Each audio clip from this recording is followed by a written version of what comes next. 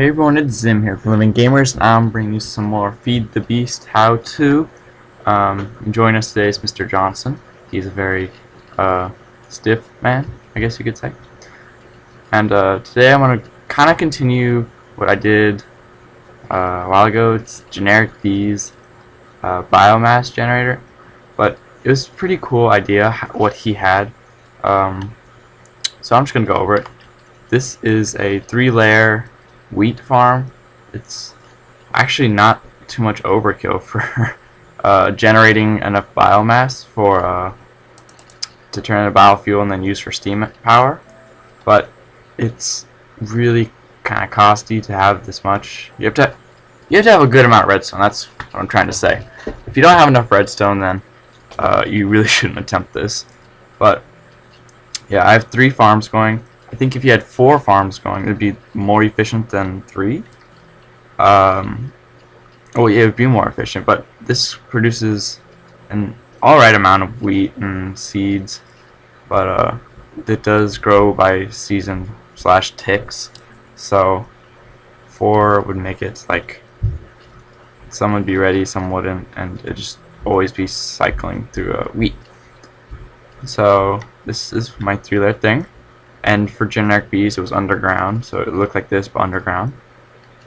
I added the glowstone up there because I didn't want, or if you're doing this underground, that would be the best way to go. Have some sort of lighting instead of just water, because if you're underground or it's outside and it's nighttime, it's best to have glowstone, or it's going to be very dark and your stuff's not going to grow during the night. You have to shut down everything, and excuse me, that would not be good.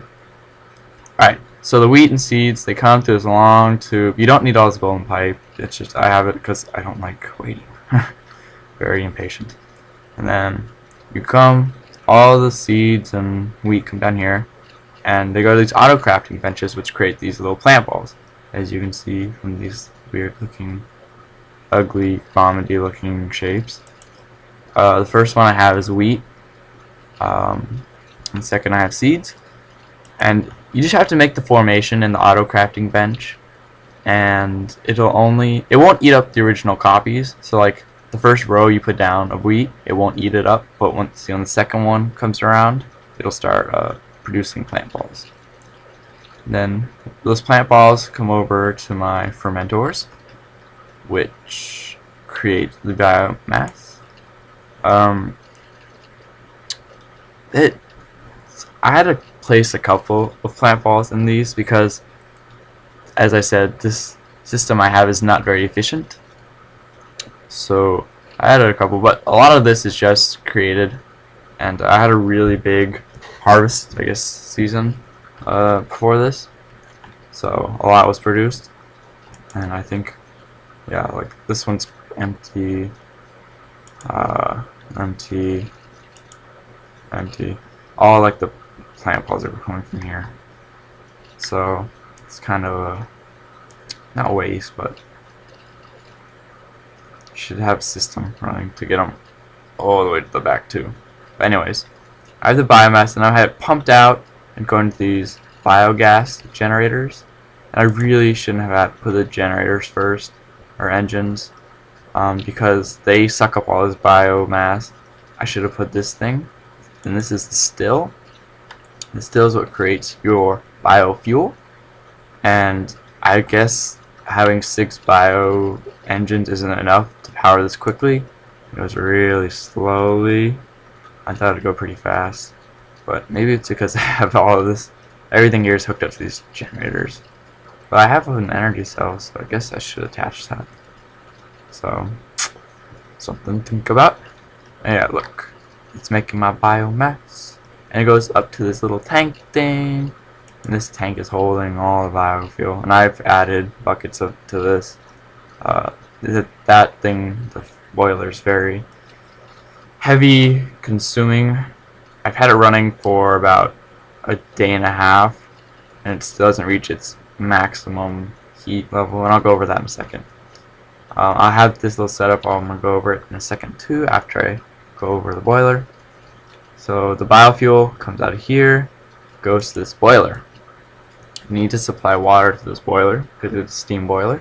Hot plus coal or water plus fire equals steam. And so, oh, it's at full. Yes. So this is the steam boiler at its max, 1,000 degrees Celsius. Takes a heck of a long time. Produces steam, which can be used by steam engines. And when you have the steam engines going, they produce power. And that's what Generikb is doing. Excuse me. This whole 16,000 biofuel, which is a lot actually, because what I had in my tank was only like 50,000. So this thing would eat like a bucket per tick. I was like, oh, it's eating so much of the biofuel. So that's why I put in a couple buckets. But now I think it'll only eat one bucket every time this fire goes down, and it should take a while to go down. And then the steam, I'm having it pumped out to these steam engines. I think this one's the best steam engine, the hobbyist steam engine. It's producing 1.9 millijoules. You gotta put some charcoal or coal in it, and that's a hard resource to give up because coal and charcoal are used for a lot of things. But and sometimes it's not easy to get it. Like you have to burn wood to get charcoal. You gotta find coal in mines. It's just it's hard to come across that stuff. But it comes to a certain heat, and it'll start producing MJ. And this also needs water, so you can make MJ. And then it'll produce it, it'll go out, and I have it connected to some energy cells right now. And now I'm going to show you how to make some of this fancy smancy stuff. Alright, so for the iron tank that's located in front of us, to make the iron tank wall, you need 4 iron plates. That's just for the iron tank wall. For the iron tank valve, you need 4 iron bars, 4 iron plates, and 1 lever. Pretty straightforward. 4 iron plates, 6 glass panes for the iron tank gauge. And to make the iron plate, you need a rolling machine. You need 4 iron ingots, and supply this machine with power, and it will create 3 iron plates per 4 iron ingots. So, and then for this biogas engine, you need 2 bronze gears, 3 bronze ingots, 1 glass, and 1 sticky piston. And for a fermentor to make the biogas for the bio engine, you need 4 bronze gears, 1 sturdy casing, and 4 glass. If you don't know how to make these bronze gears, you need a stone gear and bronze ingots. And then to make stone gear, you need 1 wood gear and 4 cobblestone. And with the wood gear, you need 4 sticks in that formation. Pretty straightforward, pretty easy. And the sturdy casing, I believe it's just bronze around the ring. Yep. Like a chest, both bronze. And next, we're going on to the boiler. That's kind of costly. So, to get this liquid fueled firebox, you need 4 steel plates, 2 iron bars, 1 fire charge, 1 bucket, and 1 furnace. And to get this high pressure boiler, you need 2 of these steel plates. And get these steel plates, it's just like the iron plate one. You need 4 steel and 3 steel plate. To get steel, you need a blast furnace, and that's, you gotta go to the nether to get a bunch of those materials. It's really how do you say it? Something, whatever. And then I had a refinery running that was producing the biofuel, but apparently it still produces at a better ratio than the refinery.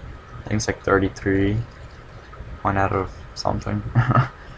And all this needs is 4 redstone, 1 sturdy casing, and 4 glass. Whoopsies. And that's the still. And then for this hobbyist steam engine, the one that uses the steam and water and coal / charcoal or something to burn, you need gold plate gears, a piston, 1 glass, and 3 gold nuggets. And to make these gold plate gears. You do need 4 gold nuggets, 1 stone gear, 1 wood gear, and the 1 wood gear you need 4 sticks. So that is how you make all of that. Ooh, it's like and so that's pretty much Generikb's power source right now. But he's using sugarcane as well, and that's probably a little more efficient. I'm not sure what engines he's using. I'll go back and look, and I'll write it in the description or say at the end of the video. This is what he's doing. He's having this conductive pipe run to energy cells, and I think an MFSU, I think. And him and B-dubs are making the powers for emeralds. So I hope you enjoyed. I'll look up the engines he used, and I'll see you guys next time, and have a good day.